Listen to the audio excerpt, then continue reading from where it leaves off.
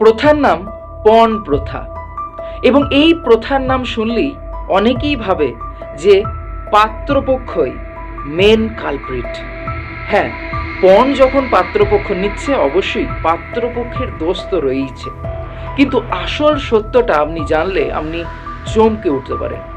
আদতে এই পণ প্রথা আমাদের সমাজে চালু রেখেছে কে, কাদের জন্য জেনারেশনের পর জেনারেশন আজও পণ প্রথা চলে আসছে?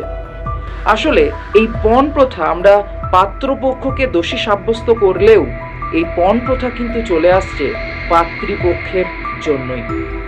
দেখবেন বিয়ের সময় পাত্রর বাবা বা আত্মীয় স্বজনের কাছে শুনে থাকবেন, ভালো পাত্র, ভালো ফ্যামিলি, হাতছাড়া করিস না, তার জন্য যা বিক্রি করতে হয় কর, পিছপা হবি না যেন। এবং এই যে এই পাত্রদের দরদাম হাঁকানোতে কিন্তু পাত্রীর বাবা বা পাত্রীর কোনো আত্মীয়র পিছপা হতে দেখা যায় না।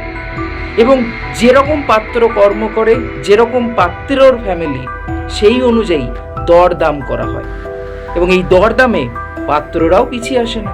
এবং তার ফলে কিন্তু এই পণ প্রথা আজও টিকে রয়েছে। যদি বলা হতো যে পণ দেবও না, পণ নেবও না, তাহলে কি সমাজে এই প্রথাটার অস্তিত্ব থাকতো? অবশ্যই কমেন্ট করে জানাবেন আপনার কি মত। এবং যদি চ্যানেলে একদম নতুন হন অবশ্যই চ্যানেলটিকে সাবস্ক্রাইব করবেন এই ধরনের ভিডিও দেখার জন্য।